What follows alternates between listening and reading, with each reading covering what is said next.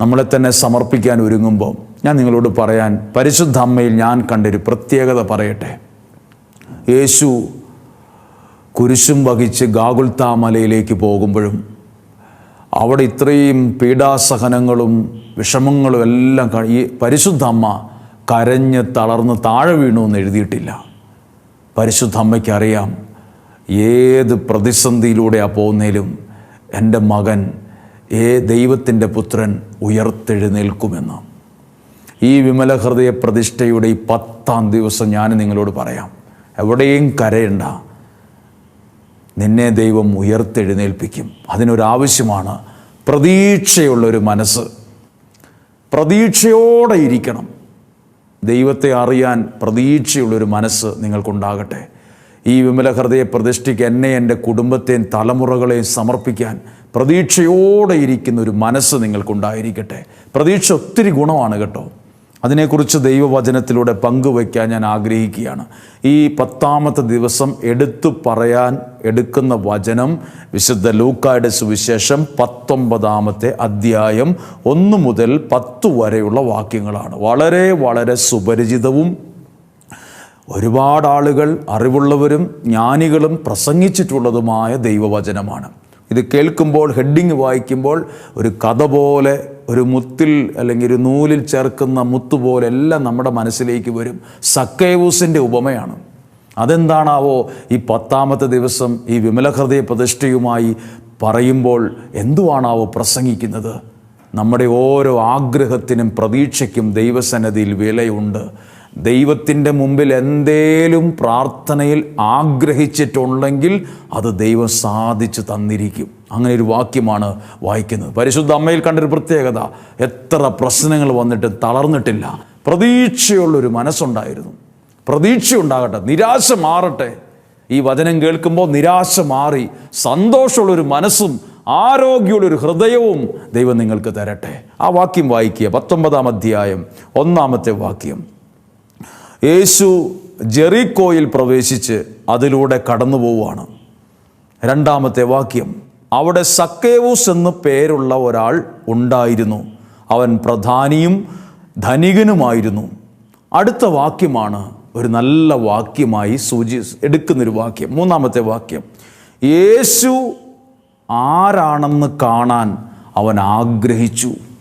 അത് നിസ്സാരമാണോ? നിങ്ങളും ചിലതൊക്കെ ആഗ്രഹിച്ച ഇവിടെ ഇരിക്കുന്നത്. 33 ദിവസം നിയോഗം വച്ച് പ്രാർത്ഥിക്കുന്നതും എന്തൊക്കെയോ ആഗ്രഹമാണ്. ആഗ്രഹം. ഇതാ ഒരു മനുഷ്യൻ്റെ ആഗ്രഹത്തിന് എന്തേരെ വിലയാണ് ദൈവം കൊടുത്തത് കേട്ടോ. ദൈവസന്നിധിയിൽ ആഗ്രഹിക്കുന്ന ആഗ്രഹങ്ങളെ ദൈവം കളയില്ല. നിങ്ങളും ഈ 33 ദിവസം പ്രാർത്ഥിക്കുമ്പോൾ ഒത്തിരി ആഗ്രഹത്തോടെയല്ല ഇരിക്കുന്നത്. ഒരാഗ്രഹം പോലും നിരാശയായി മാറില്ല. ഒരാഗ്രഹം. ഇതാ ഒരു മനുഷ്യൻ ആഗ്രഹിച്ചു. ഇതാരേലും അറിഞ്ഞോ? സക്കേവൂസ് ഭാര്യയോട് പറഞ്ഞെന്ന് എഴുതിയിട്ടുണ്ടോ? സക്കേവൂസ് ഇത് മധ്യസ്ഥ പ്രാർത്ഥനക്കാരോട് പറഞ്ഞെന്ന് എഴുതിയിട്ടുണ്ടോ? ഇതൊരു മനുഷ്യൻ ആഗ്രഹിച്ചു, ആരോടും പറഞ്ഞില്ല. ആരോടും പറയാത്ത ഈ ആഗ്രഹത്തെ യേശു എങ്ങനെയാണ് ഇത് അറിഞ്ഞത്? ആ കാര്യങ്ങൾ വളരെ ശ്രദ്ധിക്കണം. ഈ വാക്യം വായിക്കുമ്പോൾ നമുക്കൊത്തിരി സന്തോഷം തോന്നും. ഒത്തിരി ധനികനായിരുന്നു, പണമൊക്കെ ഉണ്ടായിരുന്നു. യേശു ആരാണെന്ന് കാണാൻ ആഗ്രഹിച്ചു. അടുത്ത വാക്യം പ്രശ്നമുണ്ട്.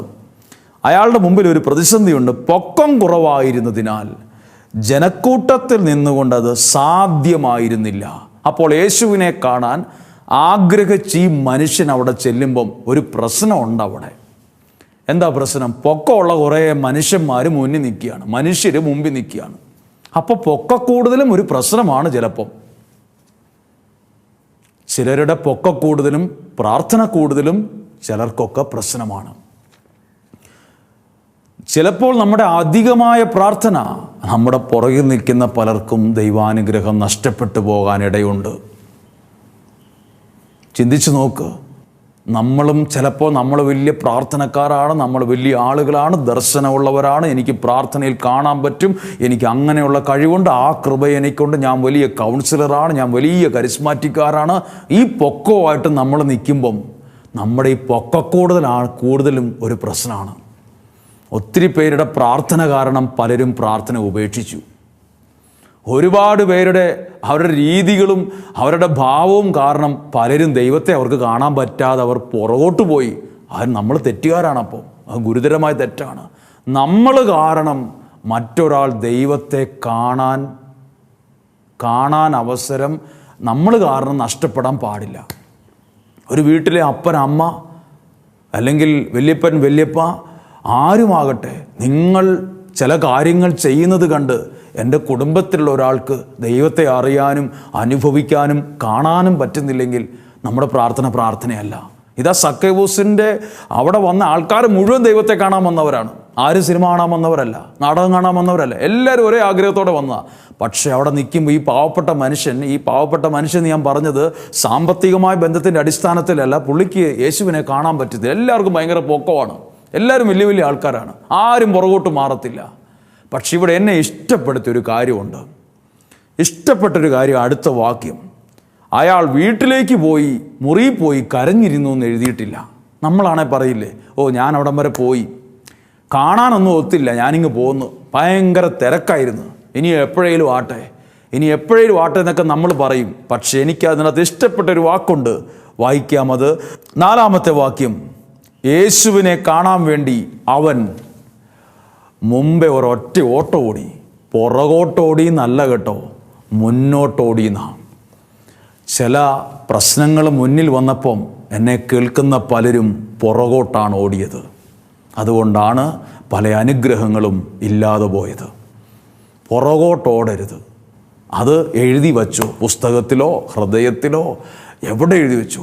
നമ്മുടെ മുമ്പിൽ പൊക്കമുള്ളവർ വരും, നമ്മളെ ഒഴിവാക്കുന്നവർ വരും, നമ്മളെ വിമർശിക്കുന്നവർ വരും. നീ ഒന്നും ഒരിക്കലും നന്നാകത്തില്ലെന്ന് പറഞ്ഞ് ചിലർ വരും. നീ നന്നാകുന്നുണ്ടെങ്കിൽ ഒന്ന് കാണണമെന്ന് പറഞ്ഞ് വിമർശിച്ചുകൊണ്ട് വരും, വിധിക്കും. ചിലർ ശപിക്കും. ഇതൊന്നും കണ്ട് പുറകോട്ടോടരുത്. സക്കേവൂസ് എന്ന് പറയുന്ന വ്യക്തി ഇത് എന്നാൽ പിന്നൊരിക്കലാവട്ടെ എന്ന് പറഞ്ഞ് വീട്ടിലേക്ക് പോയി. ഭാര്യയോട് പറഞ്ഞു എന്നല്ല, അയാൾ മുമ്പേ ഓടി. ഈ വചനം ഈ 33 ദിവസം നിങ്ങളെ കേൾപ്പിക്കുന്ന എന്തിനാണെന്നറിയോ? പുറകോട്ടോടാനല്ല, മുന്നോട്ടോടാൻ. പല പ്രാവശ്യം മനസ്സിൽ പറയണം, ഞാൻ മുന്നോട്ടോടേണ്ട ആളാണ്. പുറകോട്ടോടാൻ എളുപ്പമാണ്. പുറകോട്ടോടാൻ ഒന്നും സഹായം വേണ്ട, മുന്നോട്ടോടാനാണ് സഹായം വേണ്ടത്. നിന്നെ മുന്നോട്ടോടി എന്തിനാ ഓടിയത്? ദൈവത്തെ ഒന്ന് കാണാനാണ് ഓടിയത്. ദൈവത്തെ കാണാനും അറിയാനും നടത്തുന്ന ചെറിയ പരിശ്രമത്തിന് പോലും ദൈവം വലിയ വിലയാണ് കൊടുത്തിരിക്കുന്നത്. അതാണ് നമ്മളൊക്കെ ഈ വില നമ്മളീ നിൽക്കാൻ കാരണം.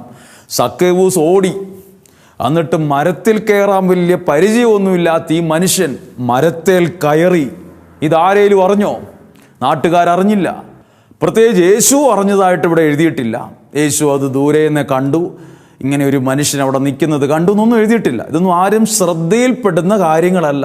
ഇതൊക്കെ ഇങ്ങനെ രഹസ്യത്തിൽ ഇങ്ങനെ ഈ പാവപ്പെട്ട മനുഷ്യൻ ഓടി, മരം കയറാൻ അറിയത്തില്ലേലും ഒരു ചിക്കമോർ മരത്തിൽ കയറി അവിടെ ഒളിച്ചിരുന്നു. ഇതൊന്നും ആരും ശ്രദ്ധയിൽപ്പെടുത്തുന്നില്ല, ആരും പറയുന്നില്ല, കർത്താവേ ആ ഓടുന്നവൻ സക്കേവൂസാണ്, ഇവിടുത്തെ പ്രമാണിയാണ്, വലിയ ആളാണ്, നിന്നെ കാണാൻ വേണ്ടി ആ മരത്തെ പുള്ളി കയറുന്നുണ്ട്. ഇതൊന്നും ആരും പറഞ്ഞിട്ടില്ല. പിന്നെ എങ്ങനെ യേശു അറിഞ്ഞു? ബൈബിൾ വായിക്കുമ്പോൾ നോക്കൂ, അതിലെ നടന്നു പോയപ്പം കൃത്യം ആ മരത്തിൻ്റെ ചുവടിലെത്തിയപ്പോൾ 5-ാമത്തെ വാക്യം, അവിടെ എത്തിയപ്പോൾ യേശു അവിടെ നിന്നു. ദൈവത്തെ കാണാൻ ആഗ്രഹിച്ച ഒരു മനുഷ്യൻ അവിടെ ഉള്ള സ്ഥലത്ത് ദൈവം അവന് വേണ്ടി അവിടെ നിന്നു. ദൈവത്തിന് വേണ്ടി ആഗ്രഹിക്കുന്ന ഒരാഗ്രഹവും വെറുതെ പോവില്ല. അത് നടത്തുന്ന കുഞ്ഞ് പരിശ്രമം പോലും ദൈവത്തിന് ഭയങ്കര ഇഷ്ടമാണ്. നോക്കൂ, അവിടെ നിന്നു. എന്നിട്ട് അവൻ പറയാണ്, മുകളിലേക്ക് നോക്കി പറഞ്ഞു, സക്കേവൂസ്, എൻ്റെ ഒരു ചോദ്യം ചോദിക്കട്ടെ, ഞാനൊരു ചോദ്യം ചോദിക്കട്ടെ. ഇയാളുടെ പേരെങ്ങനെയാ? ഇന്നു വരെ കണ്ടിട്ടില്ലാത്ത യേശു എങ്ങനെയാ ഇയാളുടെ പേരറിഞ്ഞേ? ഈ മരത്തിലിരിക്കുന്ന സക്കേവൂസ് ആണോ വർഗീസ് ആണോ എന്ന് എങ്ങനെ അറിഞ്ഞത്? എങ്ങനെയാ സക്കേവൂസ് ആണെന്ന് എങ്ങനെ അറിഞ്ഞു? നമ്മളാണ് ചില നേതാക്കന്മാരുടെ പാർട്ടി മീറ്റിങ്ങുകൾ കണ്ടിട്ടില്ല, എന്തെങ്കിലും പറയുമ്പോൾ നമ്മൾ അടുത്തിരിക്കുന്നവരോട് ചോദിക്കും, എന്തുവാ അവൻ്റെ പേര്, ഈ സ്ഥലത്തിൻ്റെ പേരെന്തുവാ ചോദിക്കും. അവർ പറയും ഇത് ഇന്ന സ്ഥലമാണ്, ഇന്നതാണ് അയാളുടെ പേര് എന്ന് പറയുമ്പോഴാണ് മൈക്കിലൂടെ പറയുന്നത്. ഇതാരും പറഞ്ഞതായിട്ട് കണ്ടിട്ടില്ല. എങ്ങനെ അറിഞ്ഞു ഈ മനുഷ്യൻ്റെ പേര്? ദൈവത്തെ അറിയാൻ, നിങ്ങൾ ഈ വചനം കേൾക്കുന്ന നിങ്ങളുടെ പേര് ദൈവത്തിനറിയാം. നിങ്ങൾ നടത്തുക, ഇപ്പം പണികളെല്ലാം മാറ്റി, ജോലികളൊക്കെ മാറ്റി, നിങ്ങളുടെ സോഫയിലോ സെറ്റിയിലോ വന്ന് നിങ്ങൾ പ്രാർത്ഥനാ മുറിയിൽ ഇരിക്കുക, ഈ വചനം കേൾക്കാൻ ഇരിക്കുക. നിങ്ങളൊരു കുഞ്ഞു പരിശ്രമമേ നടത്തിയിട്ടുള്ളൂ. ഇന്ന് നമ്മളിങ്ങനെ ഒരു ശുശ്രൂഷ നിയോഗം വെച്ച് പങ്കെടുക്കുക. ഇത് അപ്പുറത്തെ വീട്ടുകാരോ അപ്പുറത്തെ ഫ്ലാറ്റിലുള്ള ആളോ അറിഞ്ഞിട്ടില്ലേലും നിങ്ങളുടെ ഈ കുഞ്ഞ് പരിശ്രമം, ഈ ജോലിയെല്ലാം വേഗത്തിൽ ക്രമീകരിച്ച് നിങ്ങൾ ആ സെറ്റിയെ വന്നിരുന്ന് പ്രാർത്ഥനയോടെ ഈ വചനം കേൾക്കുന്ന കാര്യം ദൈവത്തിനറിയാം. ഒരു സക്കേവൂസ് മരത്തിൽ കയറി ഒന്ന് പരിശ്രമം നടത്തി ആ മരത്തെ കയറി ഇരുന്നു. അതിനെ ദൈവം അത്ഭുതകരമായ മാനിച്ചത്. പിന്നെ അവിടം വരെ പോയ യേശു റൂട്ട് തിരിച്ചു വിട്ടുന്ന ഒരു കാര്യമുണ്ട്. വേറൊരു സ്ഥലത്തേക്ക് പോയ മനുഷ്യൻ എങ്ങോട്ട് പോയി എന്ന് എഴുതിയിട്ടുണ്ട്. സക്കേവൂസിനോട് പറയുവാണ്, നീ വേഗം ഇറങ്ങി വാ, ഞാൻ നിന്റെ വീട്ടിലേക്ക് വരുവാണ്. നേരെ അവിടുന്ന് റൂട്ട് മാറുവാണ്. ദൈവത്തെ കാണാൻ ആഗ്രഹിച്ചവൻ്റെ വീട്ടിൽ ദൈവം വന്നു. നിങ്ങൾ ദൈവത്തെ കാണാനും ദൈവത്തിൻ്റെ നന്മ അനുഭവിക്കാൻ ആഗ്രഹിക്കുന്നുണ്ടെങ്കിൽ ദൈവം റോട്ടിലൂടെ പോയി അവിടുന്ന് വിളിച്ചു പറഞ്ഞ് നീ അനുഗ്രഹിക്കപ്പെട്ടു എന്ന് വിളിച്ചു പറയുമല്ല, നിന്റെ ഭവനത്തിൽ ദൈവം വരും.